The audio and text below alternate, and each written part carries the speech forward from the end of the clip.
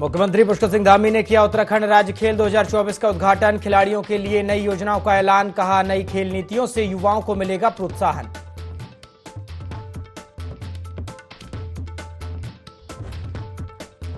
CM Dhami ने की पूर्व डीजीपी अनिल रतूड़ी की पुस्तक खाकी में स्थित प्रज्ञ का विमोचन। पुलिस सेवा के अनुभवों पर आधारित है पुस्तक। कहा, यह पुस्तक नए अधिकारियों को मार्गदर्शन देगी।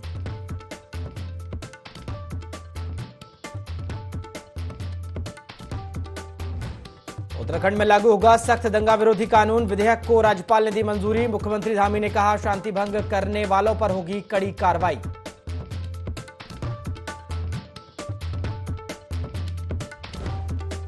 प्रदेश में बढ़ते महिला अपराध और बिगड़ती कानून व्यवस्था को लेकर महिला कांग्रेस का सीएम आवास कूच। महिला कांग्रेस और पुलिस के बीच हुई तीखी नोकझोंक। घेराव में कई वरिष्ठ नेता हुए शामिल।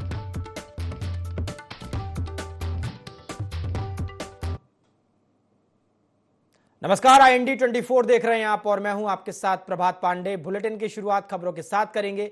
उधम सिंह नगर के रुद्रपुर स्पोर्ट स्टेडियम में 5वें राज्य खेल का रंगारंग आगाज हो गया है। मुख्यमंत्री पुष्कर सिंह धामी ने उत्तराखंड राज्य खेल 2024 का उद्घाटन किया। इस दौरान सीएम ने खिलाड़ियों के लिए नई योजनाओं का ऐलान किया। सीएम ने कहा है कि नई खेल नीतियों से युवाओं को प्रोत्साहन मिलेगा। बता दें, राज्य गेम्स 20 सितंबर से 27 सितंबर तक चलेंगे। इसमें 33 प्रकार के खेलों को रखा गया है।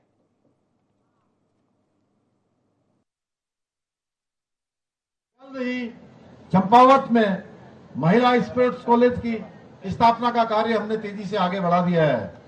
इसके साथ ही आप सबको बहुत खुशी होगी, राज्य स्थापना के बाद पहली बार बहुत जल्द राज्य में खेल विश्वविद्यालय भी बनने जा रहा है, जिससे हमारे खिलाड़ियों को विश्व स्तरीय प्रशिक्षण सुविधाएं और अधिक अवसर प्राप्त हो सकेंगे।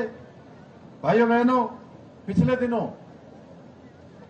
गैरसैंण विधानसभा सत्र में हमने खेल विश्वविद्यालय के संबंध में जो भी एक्ट पारित होना होता है, जितनी उसकी औपचारिकताएं होनी होती है, वो सारी औपचारिकताएं पूरी कर ली हैं और यही हल्द्वानी के पास खेल विश्वविद्यालय बनाया जाएगा। अब इसमें सारी औपचारिकताएं पूरी हो गई हैं। जल्दी एक और स्थान हमको जो है यहाँ पर एक बड़ा स्थान खिलाड़ियों के लिए हमारे उपलब्ध होगा। भाइयों बहनों, हम सबके लिए हर्ष का विषय है कि हमारे प्रदेश को आगामी राष्ट्रीय खेलों की मेजबानी करने का अवसर प्राप्त हुआ है। प्रदेश में लगातार बढ़ते महिला अपराध और बिगड़ती कानून व्यवस्था को लेकर महिला कांग्रेस की प्रदेश अध्यक्ष ज्योति रौतेला के नेतृत्व में कांग्रेस ने मुख्यमंत्री आवास कूच किया। इस दौरान पुलिस ने कांग्रेसियों को मुख्यमंत्री आवास से पहले हाथी बड़कला में बैरिकेडिंग लगाकर रोक लिया। वहीं महिला कांग्रेस और पुलिस के बीच तीखी नोकझोंक भी देखने को मिली।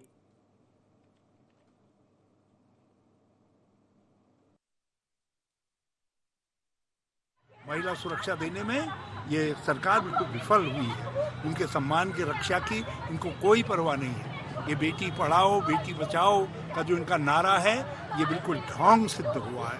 कब बिल्कुल इन्होंने एक प्रकार से इस नारे की मजाक बना करके, उपहास बना करके रख दिया है। इसलिए आक्रोशित लोग आज देहरादून की सड़कों पर निकले।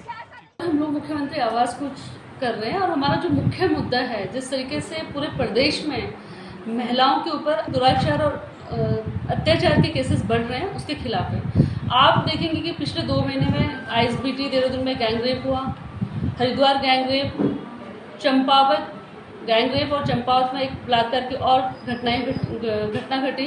अंकिता भंडारी की बरसी को 18 तारीख को 2 साल हो गए और 2 साल में हमारी बेटी, उत्तराखंड की बेटी को जो न्याय नहीं मिल पाया, उसके माता पिता की जो CBI जांच की मांग को सरकार ने अनसुना कर दिया और फास्ट ट्रैक कोर्ट में भी उस केस को नहीं चलाया।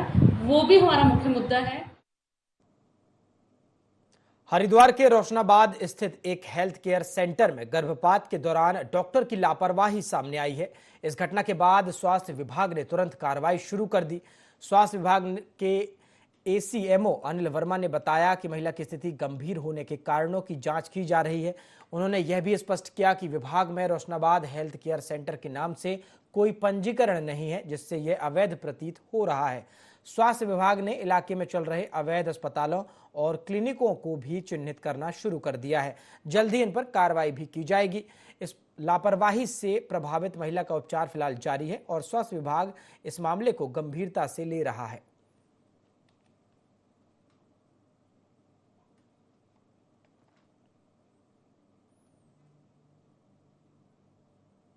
भाजपा अनुसूचित जाति मोर्चा के राष्ट्रीय महामंत्री एवं लोकसभा सांसद डॉक्टर भोला सिंह ने भाजपा प्रदेश कार्यालय में प्रेस वार्ता की। इस दौरान राहुल गांधी के अनुसूचित जाति के आरक्षण मामले पर राष्ट्रीय महामंत्री भोला सिंह ने जमकर हमला बोला। उन्होंने अमेरिका में राहुल गांधी के आरक्षण को खत्म करने वाले बयान की निंदा की और कहा कि यह अपमानजनक बयान है। उन्होंने कहा कि राहुल गांधी ने चुनाव में भाजपा को बदनाम करने का काम किया, जबकि पीएम मोदी ने हमेशा से डॉक्टर बाबा साहब भीमराव अंबेडकर जी को सम्मानित करने का काम किया है। कांग्रेस का चेहरा तो लगातार सामने आ ही रहा है, चाहे वो नेहरू जी के रूप में आया हो, चाहे इंदिरा जी के रूप में आया हो, चाहे राजीव गांधी के रूप में आया हो। लेकिन जो उनकी विचारधारा थी, जो उनकी मानसिकता थी, वो राहुल गांधी जी ने अमेरिका में जाके बयां की।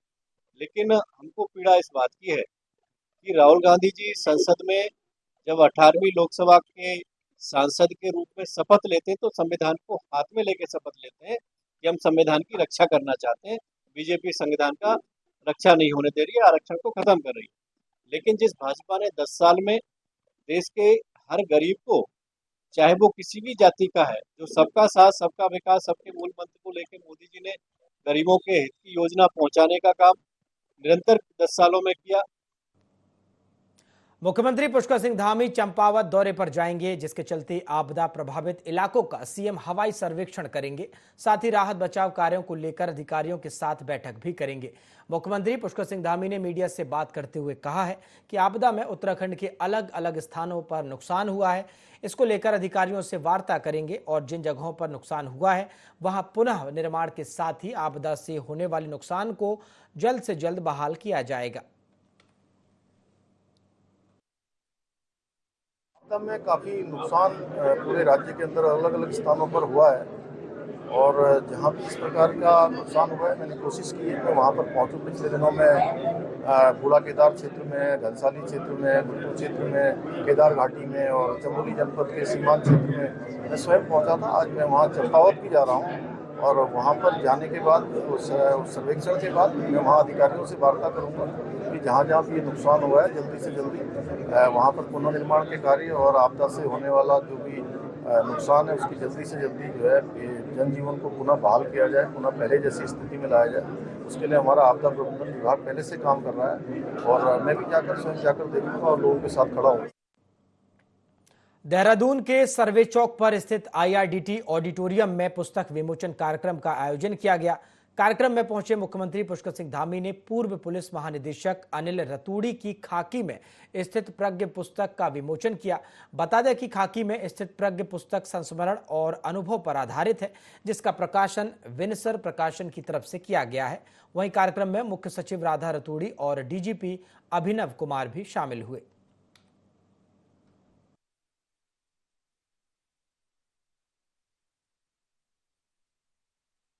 शुरू से लेकर मैंने उनकी पुस्तक को पढ़ने का प्रयास किया था। पूरी तो मैं नहीं पढ़ पाया क्योंकि जिस दिन आप मुझे पुस्तक देकर गए थे उसके बाद मैं वायरल में आ गया 2 दिन तो मेरा क्रम टूट गया। लेकिन सच कह रहा हूँ कि ये पुस्तक आप सब लोगों ने अगर नहीं पढ़ी है तो अभी सुरेखा जी बता रही थी आप पढ़ेंगे तो आपको लगेगा कि इसका क्रम नहीं टूटना चाहिए और मुझे लगता है 2-3 घंटे में पूरी पुस्तक पढ़ लेंगे। तो ऐसी पुस्तक के हमारे रचयिता और जिन्होंने ये भी लिखा कि मैं वर्दीधारी था, उसके पास शब्दों का सीमित कोश होता है, ये भी लिखा है उसमें जो मैंने देखा। तो आपने इतना शानदार ये पुस्तक का यहाँ पर जो है एक रचना करी है और एक आने वाले जो हमारे नवोदित उदयमान अधिकारी हैं उनके लिए भी जो अभी आपने कहा कि कुछ न कुछ उनके डिसीजन मेकिंग में और उनके जीवन में यही स्थित प्रज्ञ था कि जो उनके बोलने में उन्होंने कितनी सावधानी से बातों को घुमाया उन्होंने कहा कि मैं ये नहीं कह रहा हूँ कि मैं ऐसा करिए, लेकिन कहीं ना कहीं ये काम आ सकती है। दंगा विरोधी विधेयक को राज्यपाल की मंजूरी अब मिल गई है और अब जल्द ही इसे उत्तराखंड में लागू किया जाएगा। मुख्यमंत्री पुष्कर सिंह धामी ने इसके लिए एक जरूरी बात कही है। उन्होंने इसे एक जरूरी विधेयक बताया है और कहा है कि उत्तराखंड प्रेम भाव से रहने वाला राज्य है। कुछ लोगों ने राज्य का माहौल खराब करने का काम किया, लेकिन इस विधेयक के पास होने के बाद अब उन लोगों पर लगाम लगेगी जो लोग सार्वजनिक स्थानों पर सरकारी संपत्तियों को नुकसान पहुंचाते हैं। दंगा विरोधी कानून लागू होने के बाद दंगाइयों के खिलाफ सख्त कार्रवाई की जाएगी और नुकसान की भरपाई भी दंगाइयों से ही की जाएगी।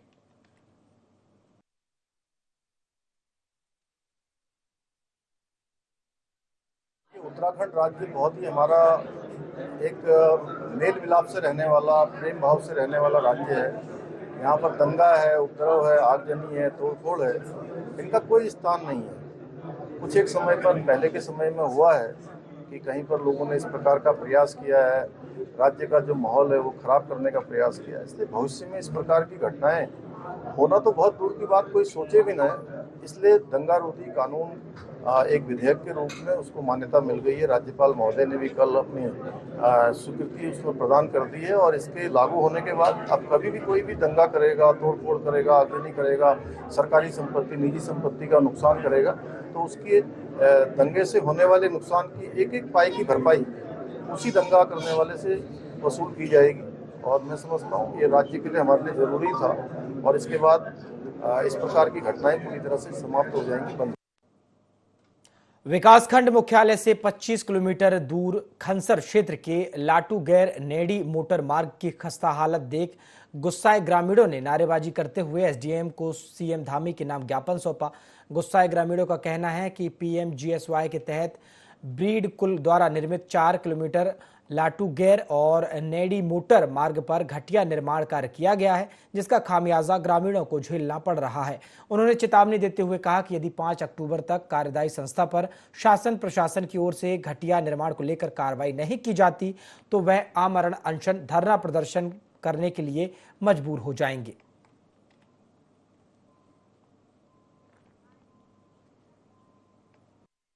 हमारी मुख्य मांग सड़क से संबंधित है। हमारे गांव में जो पीएमजीएसवाई की रोड आई है उसमें सारी अनियमितताएं हैं और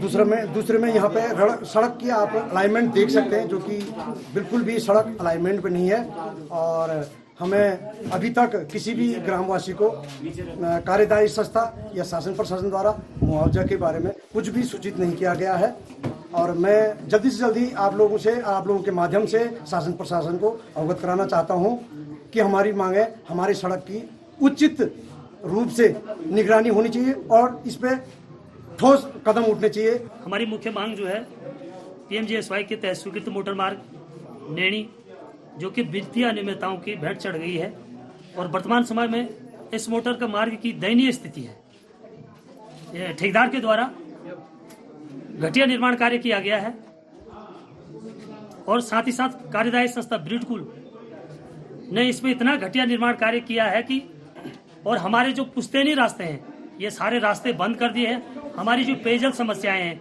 ये बंद हो गई हैं और जो हमारे अलाइनमेंट था ये पूरा अलाइनमेंट इन्होंने बिल्कुल ही गलत तरीके से किया है और साथ ही साथ जो यहाँ पे जिनकी काश्तकारों की जमीन कटी है इनको आज तक मुआवजा भी यहाँ पे नहीं दिया गया है। जो डेलीगेशन आया था उन्होंने माननीय मुख्यमंत्री उत्तराखंड सरकार को एक ज्ञापन भेजा है मेरे माध्यम से जिसमें ये सारी बातें कही गई हैं। क्योंकि वो सड़क ब्रिडपुल बना रही है और पीएमजीएसवाई की सड़क है तो उसमें अगर किसी तरह की कोई अनियमितता है तो इनका ज्ञापन मैं माननीय मुख्यमंत्री महोदय को पास प्रेषित कर रहा हूँ। उसमें जैसे भी निर्देश होते हैं इन्होंने जांच की मांग की है, अगर जांच होती है तो जांच कराएंगे। और एक बात इन्होंने कही थी कि वहाँ मलबा आया हुआ है तो अभी हमने जो है पीएमजीएसवाई से बात करके वो मलबा हटवाने का हम पूरी कोशिश करें। श्राद्ध पक्ष के चलते बद्रीनाथ धाम में तीर्थ यात्रियों की आमद बढ़ी हुई है। बद्रीनाथ के होटल और लॉज पूरी तरह से फुल हैं। इससे यहाँ के स्थानीयों और होटल मालिकों में खुशी की लहर है। बद्रीनाथ के कपाट खुलने से श्रद्धालुओं का आंकड़ा 10 लाख पार हो गया है। देश के कोने कोने से यात्री अपने पितरों के नाम पर तर्पण पूजन कर पितृ आशीर्वाद ले रहे हैं।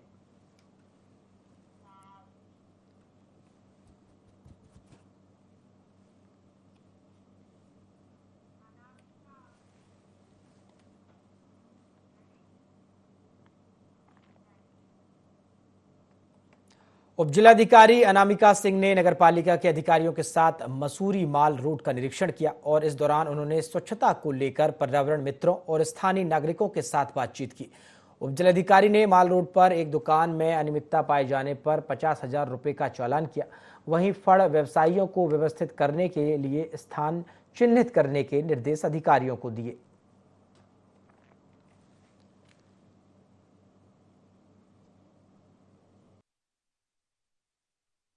मैडम द्वारा माल रोड का निरीक्षण किया गया और कहाँ पे फड़ वालों को व्यवस्थित किया जाना है वो निरीक्षण किया गया। इससे अतिरिक्त माल रोड पे सफाई व्यवस्था का भी निरीक्षण किया गया।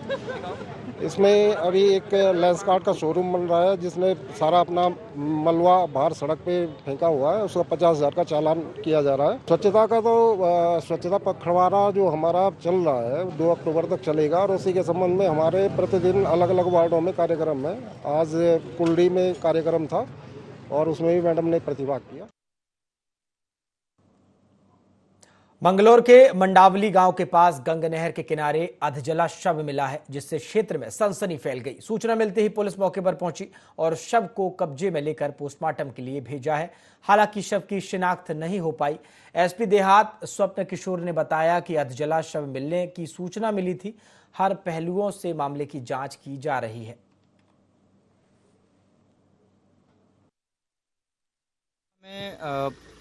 पुलिस को ये सूचना मिली थी कि पर एक शव अधजली अवस्था में है पड़ा हुआ। इस सूचना पर यहाँ मंगलौर कोतवाली की टीम और फील्ड यूनिट की टीमें यहाँ आई हैं। साक्ष्य संकलन की कार्रवाई की जा रही है। जो कुछ भी तथ्य प्रकाश में आएंगे उसके आधार पर अग्रिम विधिक कार्रवाई अमल में लाई जाएगी। बद्रीपुरी से करीब 4 किलोमीटर पहले रडांग बैंड के पास अवरुद्ध सड़क मार्ग खुल गया है। देर रात से रडांग बैंड बद्रीनाथ के समीप सड़क पर भारी बोल्डर और मलबा आ जाने से बद्रीनाथ धाम का सड़क मार्ग बाधित हो गया था। बद्रीनाथ हाईवे के दोनों तरफ तीर्थयात्रियों के सैकड़ों वाहनों का जमावड़ा लग गया। ऐसे में अब सड़क खुलने से जहां तीर्थयात्रियों ने राहत की सांस ली है, वहीं सड़क खुलने के बाद बड़ी संख्या में यात्रा वाहनों के बद्रीपुरी पहुंचने से बद्रीपुरी में फिर से तीर्थयात्रियों की चहल पहल अब बढ़ गई है, जिससे होटल कारोबारियों के चेहरे खिल गए हैं।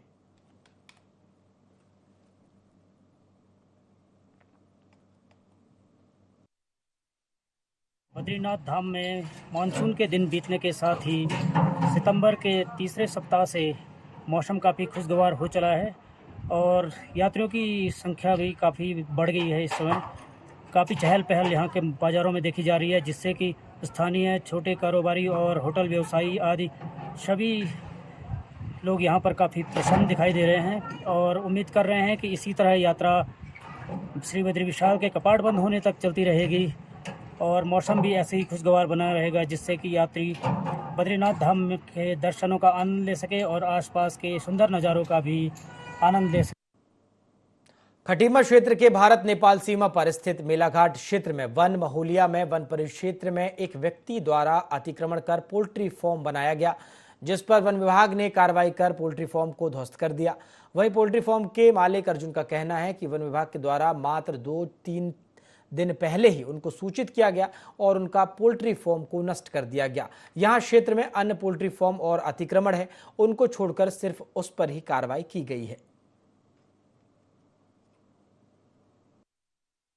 बच्चों को डाले हुए और हमने लगभग 4 से 5 लाख रुपए खर्चा किया था। काफ़ी नुकसान हो गया। हमें पहले से फॉरेस्ट विभाग ने सूचित भी नहीं किया था। 3 दिन का मोहलत देके और आज आके बच्चों को निकलवा के और खोल खाल के तोड़-फोड़ करने के लिए बात कह रही है। और बाकी अब हमें यही दावा करेंगे, हमें कुछ मुआवजा तो मिलना चाहिए ना। हमारा इतना बड़ा नुकसान हो गया, इतने वो है नहीं। सबसे बड़ी कमी तो फॉरेस्ट विभाग की है, जिसने पहले से हमें सूचित नहीं किया और यहाँ अनेकों फार्म है, उन पर कोई कार्रवाई नहीं किया गया और हमारे संग बहुत बड़ा घटना किया गया है और हमें ही चिन्हित करके हमें ही निशाना बनाया गया। पता नहीं किस लिए, क्या दुश्मनी थी हमसे। यहाँ तो काफ़ी पोल्ट्री फार्म है, कोई और ऐसा भी नहीं है कि सब यहाँ रजिस्टर्ड ज़मीन है, सब कच्ची ज़मीनें हैं, लेकिन हमें ही निशाना बनाया गया बस। वन विभाग की ज़मीन पर अतिक्रमण था और जैसे ही हमारे संज्ञान में आया, वन क्षेत्र अधिकारी, विभागीय वन क्षेत्र अधिकारी, उनके आदेश अनुसार इसको तोड़ने की प्रक्रिया कल से जारी है और इसमें प्रशासन की मदद भी ली है, हमने पुलिस विभाग की मदद भी ली है और एसएसबी की मदद भी ली है। नहीं, एक व्यक्ति को टारगेट नहीं किया, उसने नया अतिक्रमण बनाया है, इसलिए उसको हटाना अनिवार्य है।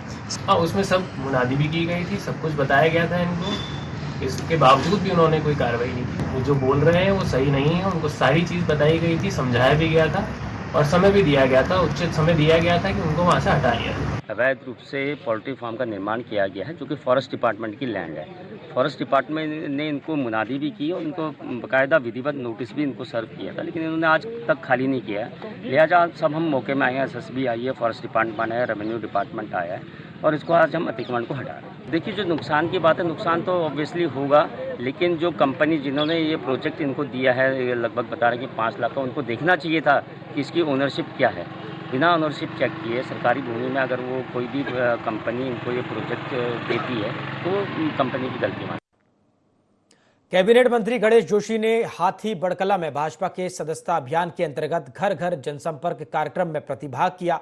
इस दौरान कैबिनेट मंत्री गणेश जोशी ने घर घर जनसंपर्क कर आमजन को पार्टी की प्राथमिक सदस्यता ग्रहण कराई और केंद्र सरकार की जन कल्याणकारी योजनाओं के पत्रक बांटे और स्टिकर भी लगाए। इस दौरान कैबिनेट मंत्री गणेश जोशी ने आमजन से भाजपा परिवार से जुड़ने का आह्वान किया। इस दौरान कैबिनेट मंत्री गणेश जोशी ने स्थानीय लोगों और व्यापारियों से केंद्र और राज्य सरकार द्वारा संचालित योजनाओं का फीडबैक भी लिया।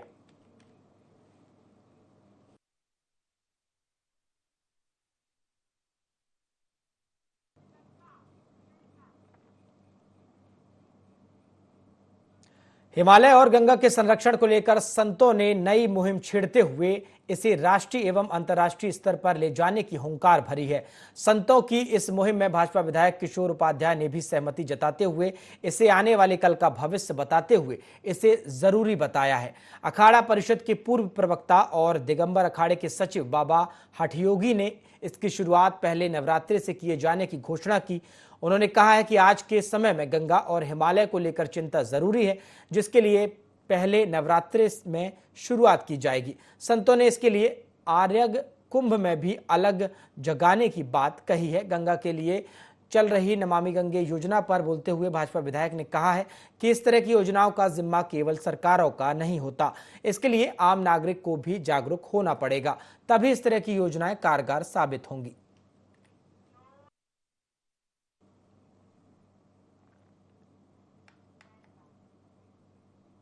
बुलेटिन में फिलहाल इतना ही। देश और दुनिया की तमाम खबरों के लिए आप देखते रहिए IND 24। नमस्कार।